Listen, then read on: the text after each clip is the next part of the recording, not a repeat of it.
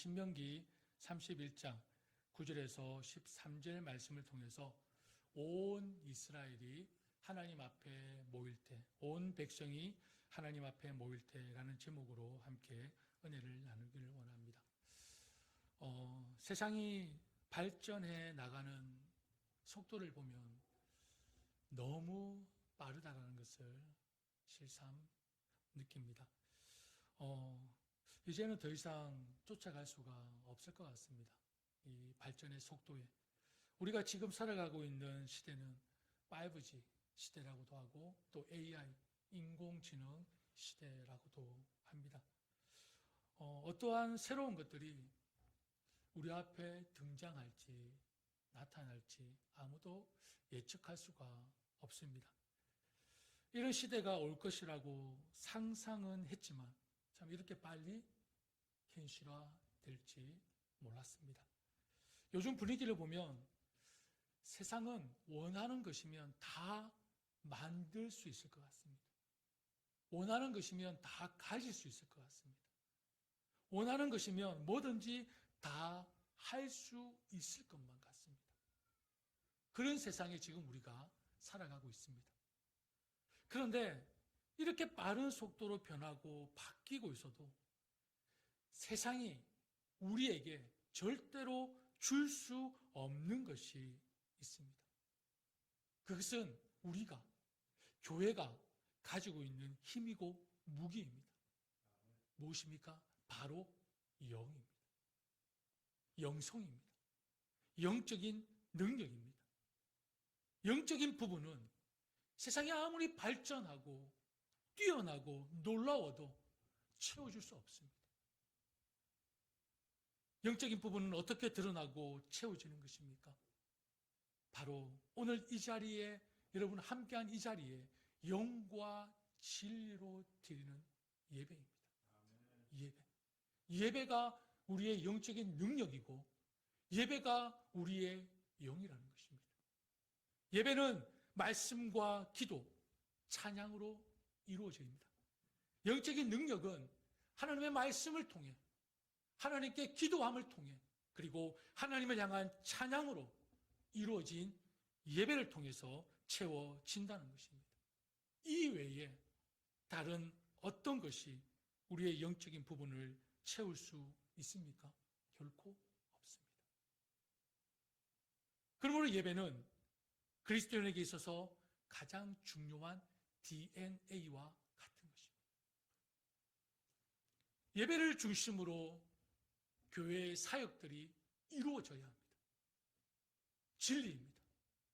교회의 모든 사역들은 예배가 중심이 되어야 합니다. 그리고 내 영적인 성장, 개인의 믿음의 성장이 어디를 중심으로 이루어져야 합니까? 예배를 중심으로 이루어져야 합니다. 그뿐입니까? 믿음의 가정을 이루어가기를 원하십니까? 그러려면 예배를 회복하십시오. 예배를 중심으로 우리의 가정이 세워지는 것입니다. 믿음의 가정으로 세워지는 것입니다. 모든 것이 그리스도의 삶에 있어서 가장 중요한 것은 예배입니다. 예배. 예배는 아무리 강조해도 지나침이 없습니다. 예배가 왜 이토록 중요할까요? 1517년 루터에 의해서, 칼빈에 의해서, 쯔빙글리에 의해서 종교개혁이 일어날 당시에 종교개혁자들의 개혁의 첫걸음이 어디서부터 시작되었습니까? 예배의 갱신이었습니다. 예배의 개혁이었습니다. 그뿐입니까? 오늘날을 지내왔던 그 역사 속에서 기독교 교회가 변화에 있어서 동력이 되었던 것은 그 중심에 항상 뭐가 있었을까요? 예배가 있었습니다. 1700년도에 조나단 에드워드의 대각성 운동이 미국에서 있지 않았습니까? 그리고 조지 히필드의 각성 운동이 있었고, 그리고 우리가 잘 아는 존 웨슬리의 대부흥이 바로 영국에서 있었습니다. 교회의 모든 변화에 동력이 되었던 것은 바로 예배가 중심이었습니다. 한국도 마찬가지죠. 한국도 부흥이 일어났던 그 시점이 어디였습니까? 1907년 평양 대부흥운동. 길선주 장로의 그 참회의 회개를 통한 그 예배 가운데 심령의 변화가, 부흥이, 각성이 일어났었습니다. 그 물길을 타고 온 한국이 영적인 부흥이 일어나 사건을 여러분 잘 알고 있지 않습니까? 예배는 우리 신앙의 본질이며 진정한 예배 안에서 그리스도의 정체성이 확립되는 것입니다. 왜 이토록 예배가 중요할까요? 왜 여러분 제가 예배를 이렇게 강조할까요? 예배는 하나님을 만나는 시간이기 때문입니다. 하나님을 만나는 시간입니다. 여러분 지금 졸립고 힘드시죠? 그래도 이 자리에서 하나님을 만나는 시간이 졸립더라도 힘들더라도 이곳에 와서 하나님을 만나는 시간을 사모하시기를 바랍니다. 간절히 여러분 기대하시기를 바랍니다. 이 예배는 하나님을 만나는 시간입니다. 예배를 통해 얻게 되는 그 영적 능력이 어디로부터 나오는 것입니까?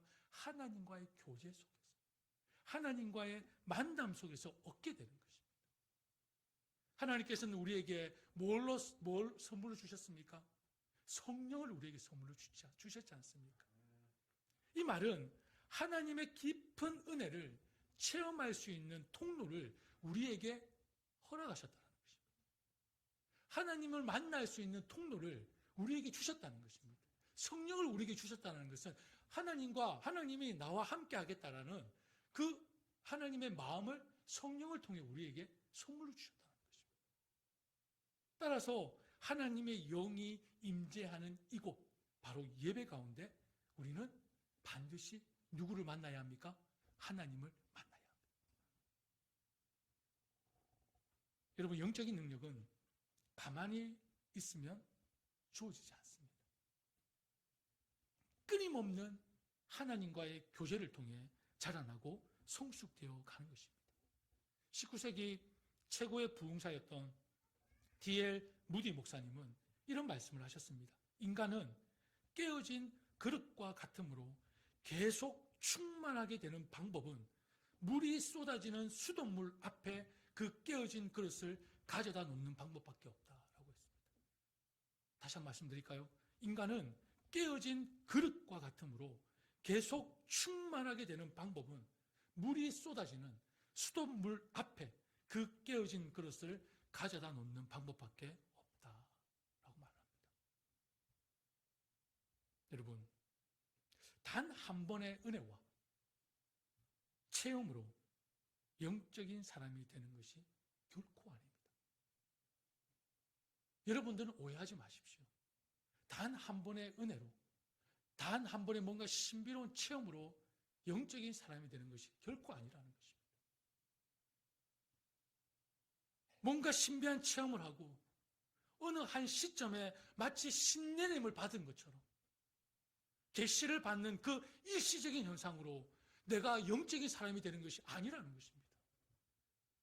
결코 여러분 오해하지 마십시오. 영적인 사람이 되는 것은 하나님께서 성령님을 통해 부어주시는 은혜의 자리, 바로 예배의 자리에 끊임없이 내 자신을 내려놓을 때, 내 자신을 내놓을 때 우리는 깊은 영적인 능력을 소유할 수 있다는 것을 꼭 기억하시기를 바랍니다. 여러분, 영적인 사람은 예배를 사모하는 사람들입니다. 뭔가 일시적인 현상 속에 빠져서 내가 영적인 사람이 되는 것이 아니라 끊임없이 하나님, 오늘 찬양도 너무 좋지 않습니까? 하나님의 얼굴을 구하고 하나님을 보기를 갈망하며 기대하며 이 자리에 나오는 그 사모함으로 나오는 이 자리를 통해서 우리의 영적인 능력이 채워지는 것입니다. 그게 바로 또한 영적인 사람인 것입니다.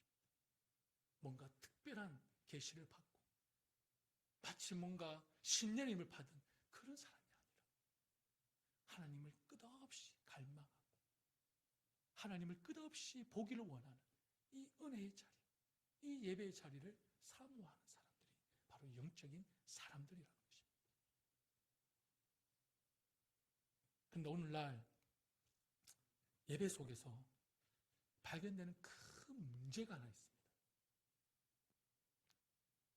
예배의 중심이 하나님이 아니라 예배자에게 있다는 것입니다.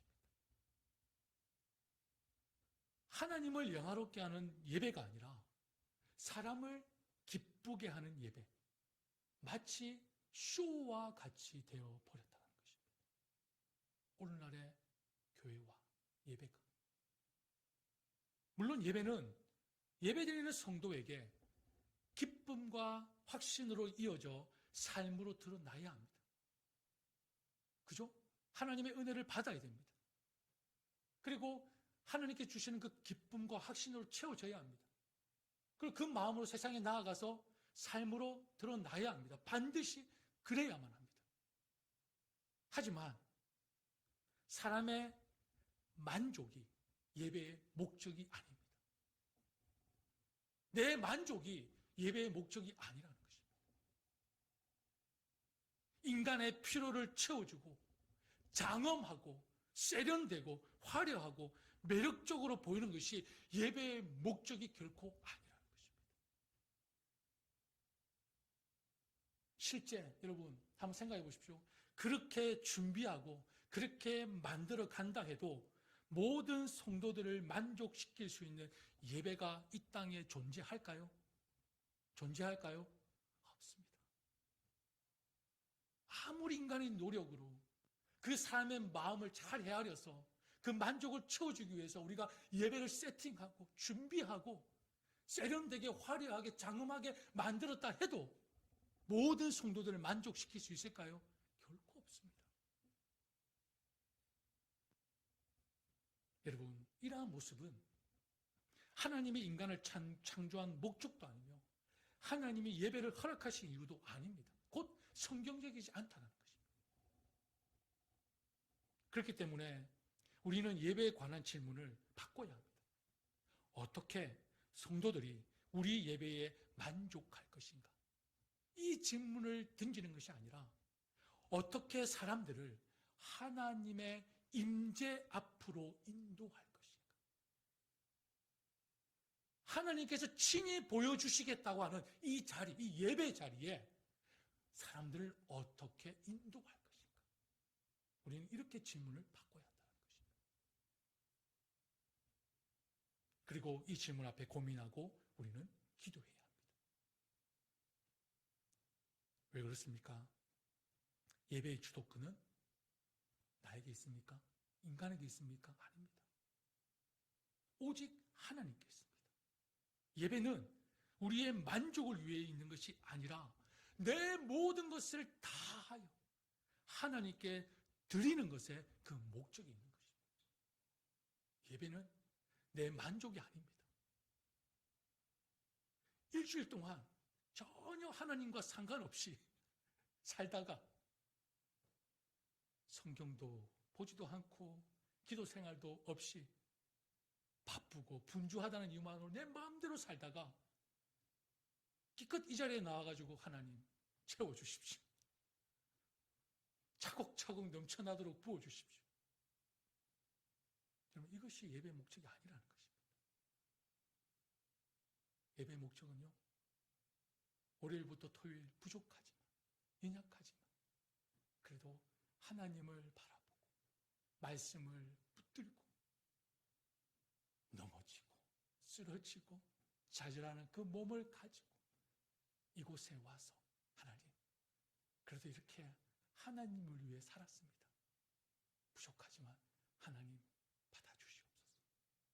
나를 받아주시옵소서. 이게 바로 예배입니다. 이 예배가 우리 가운데 회복되어야 하는 것입니다. 다른 것이 예배가 있는 것이 아닙니다. 여러분, 저는 교육과 훈련을 참 중요하게 생각합니다. 그런데 교육과 훈련이 그 전에 저는 예배가 살면 우리의 영이 산다고 믿는 사람입니다.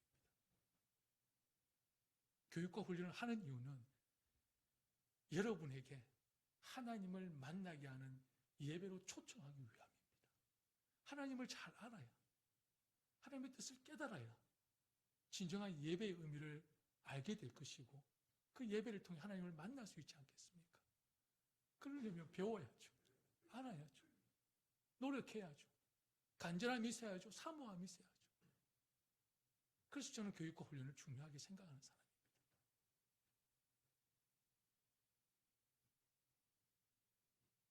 예배는 내 중심이 아닙니다. 내 만족을 위함이 아닙니다.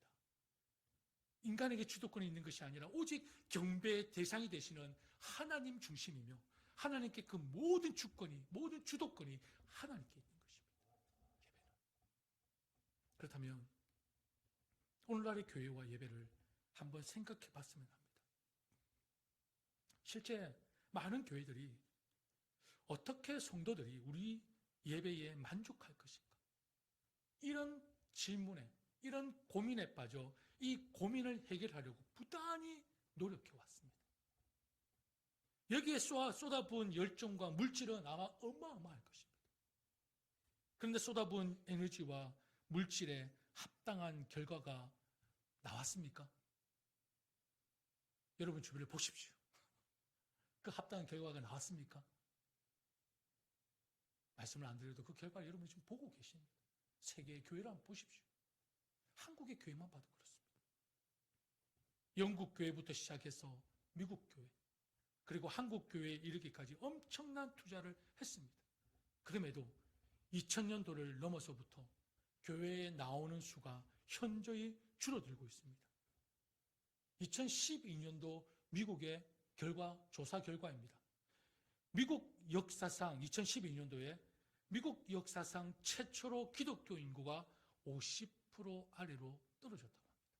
그것도 10년 전에. 지금은 더 떨어졌겠죠. 더 충격적인 결과는 기독교 세계관을 소유한 학생들은 몇 프로일까요? 2012년도에 4%에 지나지 않는다고 합니다. 기독교 국가가. 청교도 신앙으로 세워진 이 나라가 기독교 세계관을 갖고 있는 학생들이 4%밖에 지나지 않는다. 물론 여러분, 현실적인 이유를 배제할 수는 없습니다. 출산율이 계속 떨어졌지 않습니까? 떨어지니 학생층의 수가 감소할 수밖에 없고 그 젊은이들의 수가 떨어지니 어디가 높아집니까? 고령화되어지는 거죠. 여러분 지금 한국은 초고령화 시대에 접어들었답니다. 미국은 아직 초고령화는 아닙니다. 근데 한국은 지금 초고령화. 어떤 모양인 줄 아십니까? 이 모양입니다. 이 모양으로 되고 있습니다. 지금 한국이. 출산을 하지 않습니다.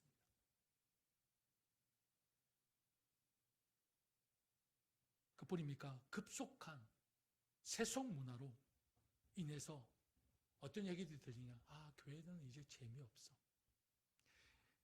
예배가 지루해. 아, 교회는 이제 수준이 떨어져서.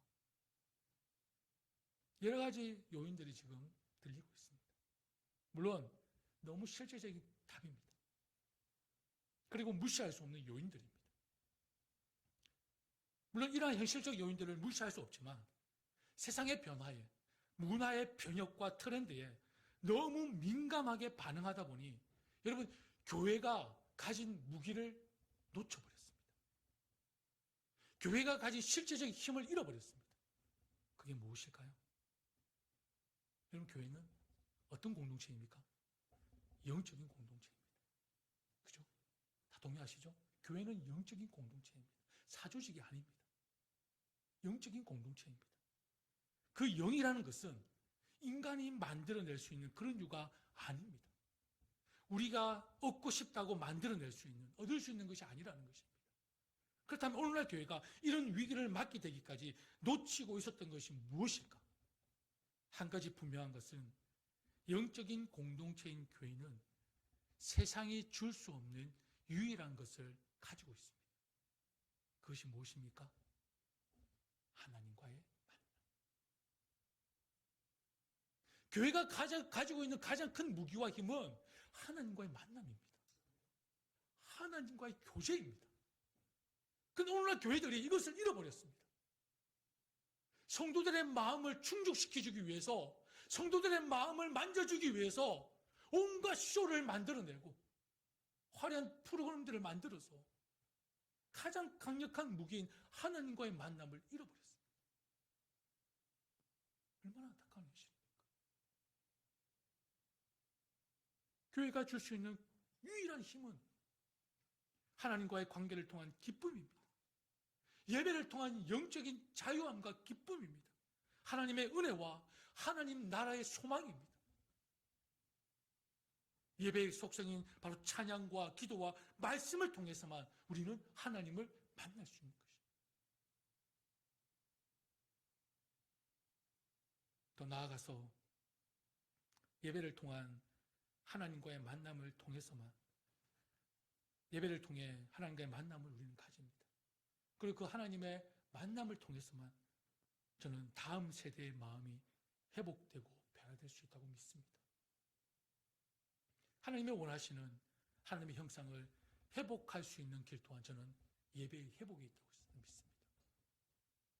하나님은 영광 받으시기 위해 우리를 지으셨고 우리를 보고 기뻐하신다고 말씀하셨습니다. 시편 43편 21절 말씀에 이 백성은 내가 나를 위해 지었나니 나의 찬송을 부르게 하려 함이니라. 하나님이 나를 왜 만드셨다고요? 내가 나를 위해 지었나니.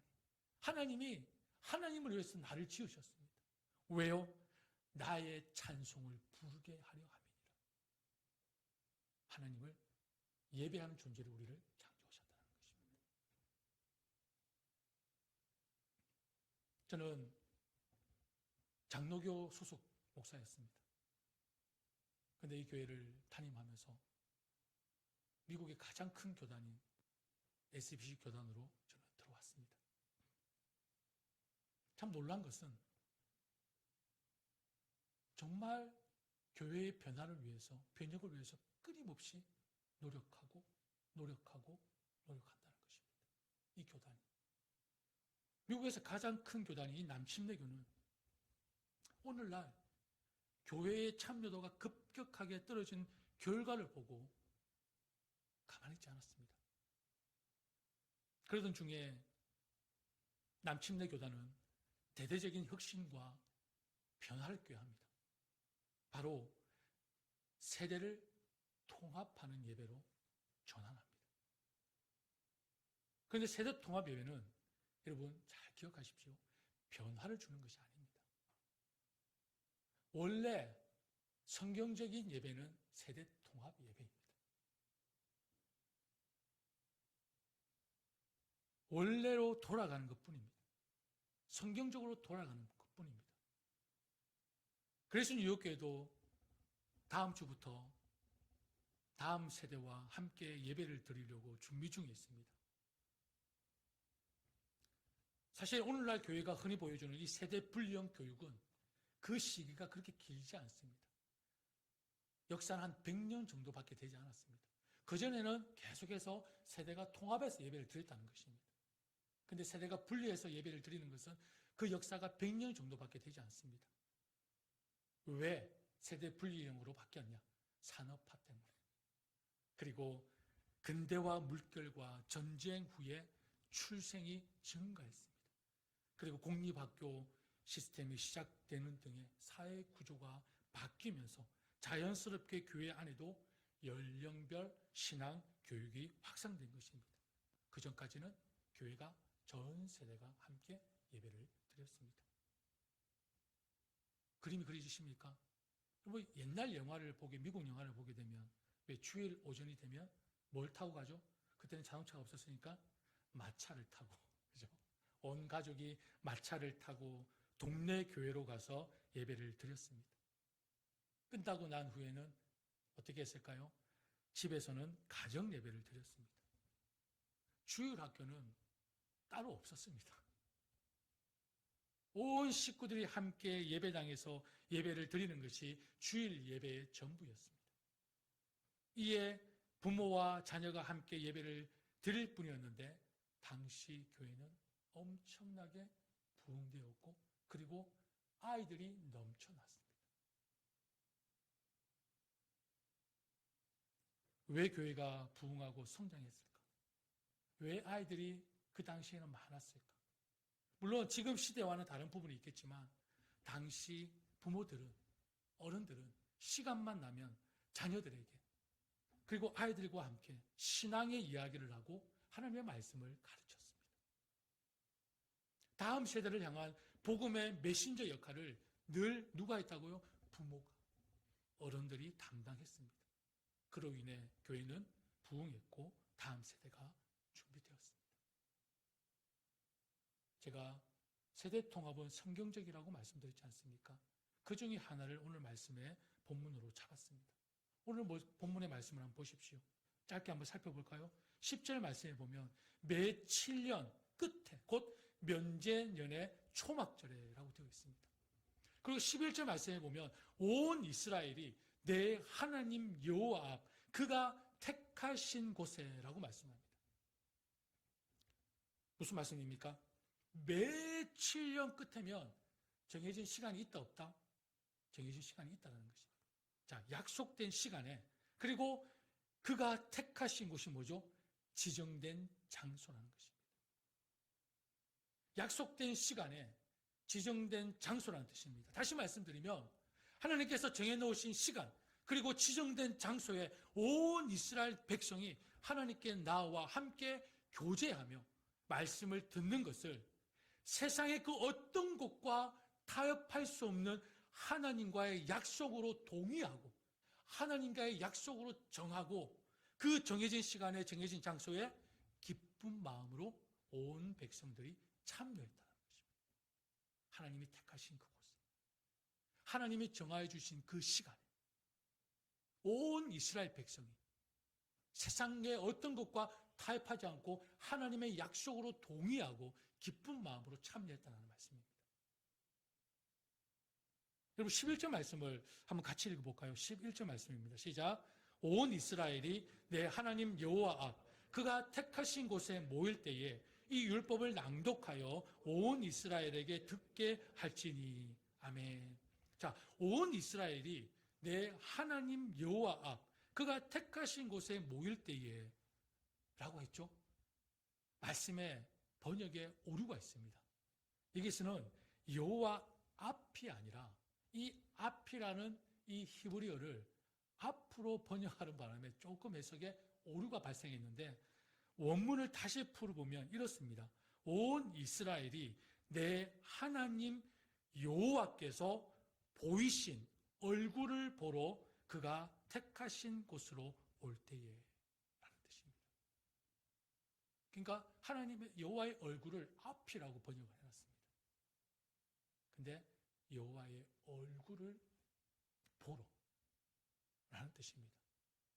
온 이스라엘이 내 하나님께서 보이신 얼굴을, 그러니까 하나님께서 정해진 장소에 정해진 시간에 자신을 드러내신 것입니다. 그 드러내신 곳에 하나님을 보러 이스라엘 백성들이 모였다는 것입니다. 곧 어디죠? 이곳. 그래서 예배를 제가 강조하는 것입니다. 이곳입니다. 지금 여러분이 드리고 있는 이 예배 현장이 하나님의 얼굴을 드러내 보이신 곳입니다. 아멘. 여러분, 예배하는 곳에, 이곳에 내 힘으로 옵니까? 내 의지로 옵니까? 아닙니다. 예배는 내가 참여하는 것이 아닙니다. 예배는 하나님이 불러주셨을 때, 하나님이 초청할 때에만 갈 수 있는 것입니다. 예배의 주도권은 누구에게 있다고요? 하나님께 있다고 말씀드렸지 않습니까? 내 힘으로 이 자리에 오는 것이 아닙니다. 내 의지로 이 자리에 오는 것이 아니라는 것입니다. 예배는 하나님의 부르심이며 하나님의 초청이라고 했습니다. 그러면 우리는 뭡니까? 부르심의 반응입니다. 초청에 순응하는 것입니다. 순종입니다. 말씀을 보십시오. 온 이스라엘이 내 하나님 여호와께서 보이신 얼굴을 보러 여호와께서 나타내 보이겠다고 하신 그 지정된 장소, 바로 택하신 그곳에 이스라엘 백성이 지금 모여들고 있습니다. 그곳이 어디입니까? 바로 성소, 성전, 예루살렘 성전. 그리고 우리가 드리는 이 예배. 예배는 유일하게 하나님께서 우리에게 자신을 드러내시겠다고 약속하신 거룩한 시간이며 거룩한 장소라는 것을 여러분 꼭 기억하시기를 바랍니다.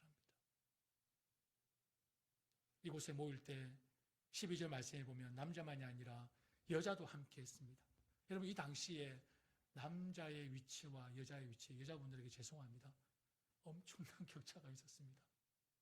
알고 계시죠? 역사적으로 볼 때에. 그런데 지금 그럼에도 불구하고 성소에 모일 때 여자가 함께 했다고 합니다. 여자가 함께 했다고 합니다. 이 당시. 그럼 뭘 말해주는 거죠? 하나님의 말씀이 남자에게만 적용되는 것이 아니고 남녀 모두에게 똑같이 적용되어야 한다는 것입니다. 또한 지정한 장소에 모일 때 누구도 함께 했습니까? 아이들이 함께 했다고 합니다. 자라나는 세대도 어렸을 때부터 부모와 함께 하나님의 말씀을 듣고 말씀을 따라 살아야 할 의무가 있음을 보여주고 있는 것입니다. 그래서 뉴욕교회도 다음 주부터 초등부와 유스그룹이 함께 예배를 드립니다. 온 세대가 함께 하나님께 예배하는 모습은 참 보기 너무 좋지 않습니까? 아름다운 일입니다. 특별히 자녀들과 함께하는 예배를 통해 하나의 신앙 공동체로서의 모습을 저는 갖추어 가기를 기대해 봅니다. 우리 그리스 뉴욕교회가. 여러분, 엄마 뱃속에 있는 아기는 엄마가 직접 음식을 먹여주지 않아도 잘 자랍니다. 그렇죠? 저는 얼마 전에 겪었습니다.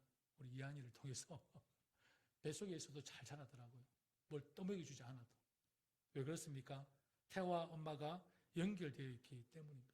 모든 영양분이 탯줄이라는 연결고리를 통해 엄마에게서 아이에게로 공급되기 때문입니다. 출산 후 눈에 보이는 탯줄은 이제 잘립니다. 그러나 그 감정의 커넥션은 여전히 존재합니다. 부모의 마음과 자녀의 마음을 연결하는 커넥션이 존재한다는 것입니다. 모든 부모와 자녀 사이는 마음의 연결고리가 있습니다. 그렇다면 여러분, 부모가 좋은 것을 흘려보내면 자녀는 뭘 받는 것입니까? 좋은 것을 받는 것입니다. 근데 부모가 나쁜 것을 흘려보내면 자녀는 나쁜 것을 받게 될 수밖에 없습니다. 부모가 아무것도 주지 않으면 자녀는 아무것도 받을 수가 없습니다. 사랑하는 여러분, 신앙심이 좋은 부모일수록 자녀들과 함께 기도하고 찬양하며 예배를 드립니다. 이미 우리에게 정답이 있습니다. 지금이라도 교회는 성경으로 돌아가면 되는 것입니다. 세대가 분리가 아니라 세대 통합으로 교회는 세워져 가야 합니다. 함께 공동체적으로 하나 되는 예배를 드릴 때 신앙의 세대 전수에 보다 가깝게 우리는 다가갈 수 있을 것입니다. 자녀들과 함께 예배 드림으로 저는 기대하는 것은 우리 아이들이 영적으로, 지적으로, 정서적으로 성장하는 것입니다. 그리고 믿음을 이어 또 그 다음 세대를 계속해서 하나님의 자녀로 예수 그리스도의 제자로 세워가는 것입니다. 마치 이 시대의 요셉과 같이, 이 시대의 요수와 같이, 이 시대의 다니엘과 같이, 이 시대의 다윗과 같이 믿음의 용사들을 우리 교회에서 세워가는 것입니다. 여러분, 이를 위해서 함께 기도해 주시고 협력해 주시기를 바랍니다. 부모로서의 책임을 다하시고 영적 어른으로서의 그 책임을 다하셔서 아이들과 함께하는 예배를 통해 이 그레이스 뉴욕교회가 믿음으로 하나 되는, 신앙으로 하나 되는 그런 영적 공동체, 아름다운 교회, 건강한 교회로 세워져 가기를 축복합니다. 우리 함께 찬양하겠습니다.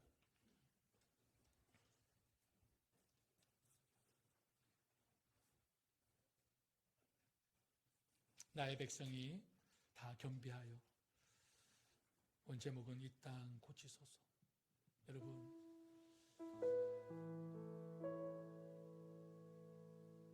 부끄럽지 않으십니까? 말씀을 준비하면서 참으로 부끄러움을 느꼈습니다. 말씀을 선포하는 목회자로서 지금 이 시대에 우리 아이들을 바라볼 때 저들이 하나님을 만났을까요? 저들이 예수님을 만났을까요? 우리는 알고 있습니다. 이 세상은 잠시 있다가는 잡초와 같은 곳입니다. 근데 저 아이들에게 영원한 나라를, 하나님의 나라를 알려주지 못한다. 저들의 마음에 하나님의 나라를 소유하지 못한다면 우리는 저들을 천국에서 볼 수 없을 것입니다. 우리의 책임입니다. 하나님은 부모에게 그 책임을 감당케 하셨습니다.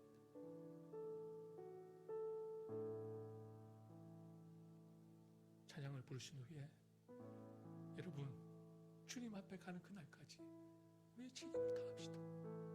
부모로서 부끄럽지 않는 모습으로 우리 아이들이 하나님을 만나고 예수님을 경험하고 진정한 하나님의 나라를 소망하며 이 땅의 삶의 전부가 아니라 영원히 사는 하나님의 나라가 있다는 것을 깨닫게 하고, 그래서 이 교회에 정말 요셉이, 다니엘이, 여호수아가, 다윗이, 사도 바울이 우리 교회를 통해 세워져 갈 수 있도록 우리 찬양 후에 함께 기도하는 시간을 갖도록 하겠습니다.